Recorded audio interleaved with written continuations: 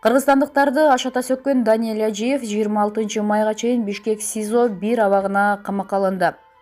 28 мартта Бишкектин 1 май райондук соту кыргызстандыктарды ашата сөгүп, кемсинткен Даниэль Ажиевди Бишкектеги номер 1 убактылуу кармоочу жайына 26 майга чейин камакка алды. Белгилегендей, ага Кыргыз Республикасынын кылмыш жаза кодексинин 313 беренеси, башкача айтканда, улуттар аралык, этникалык, расалык кастыкты козутуу беренеси боюнча айып тагылган. Буга чейин Даниэль Ажиев Ички иштер министрлигинин тергөө кызматы тарабынан кармалып 48 саатка камакка алынган. Күбөлөндүрүүнү жүргүзүү учурунда ал марихуана банги каражатын колдонгондугу аныкталган. Эсиңиздерге сала кетсек, мурун вебкам студия ачып, кыздарды иштеткендиги үчүн жазага кириптир болгон ишкер Даниэль Ажиев ушул жуманын башында таажы вируска байланыштуу 7 облуска 7 миллион сомдук жардам көрсөтүүнү чечкенин жарыялап, Чүй облусундагы аялуу катмарга азык-түлүктөн жардам бере баштаган. Бирок социалдык тармактарда Ажиевдин акчасы арам жол менен табылган, жардамын албагыла деген чакырыктар жазылып, ызышуу түшүшкөн. Буга ызаланган Даниэль Ажиев 6 миллион кыргыз элин ашата сөгүп, кийин өзүнүн мурунку досторун тилдеп буркан-шаркан түшкөн. Булак Кыргыз Today KG.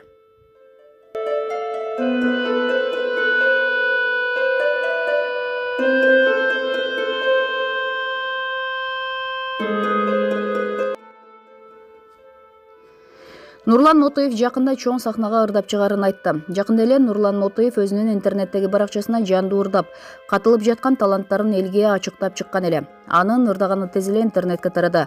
Аз өтпөй көмүр королу ырчылык өнөрү тууралуу интернетке жазып, жакында ыр жаздыраарын белгилеген.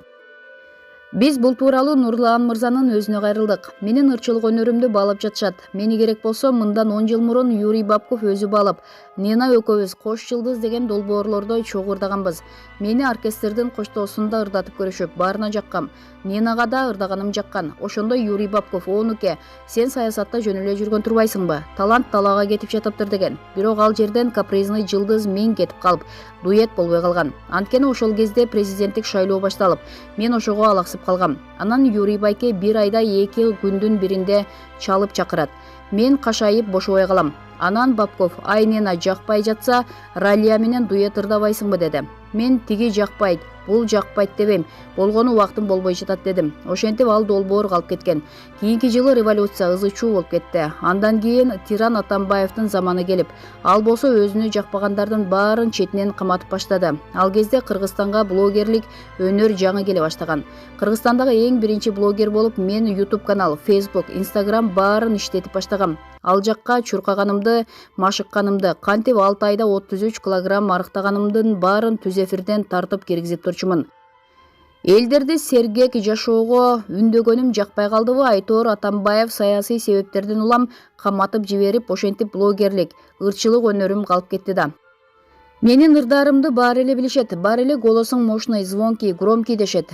Тенор деп бирөө айтат, баритон деп экинчиси айтат.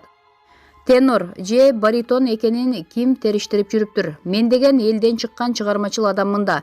Эми азыр деле кеч эмес. Карантин бүтөөр замат мен ырларды жаздырып, чоң сахнага ырдап чыгам. Көрөсүң го, өткөндө деле бир ырдап интернетке кое берсем, бир жумада эле 1,5 миллиондон ашуун көрүлүптүр.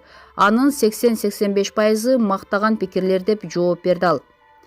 Булак Барс Медиа.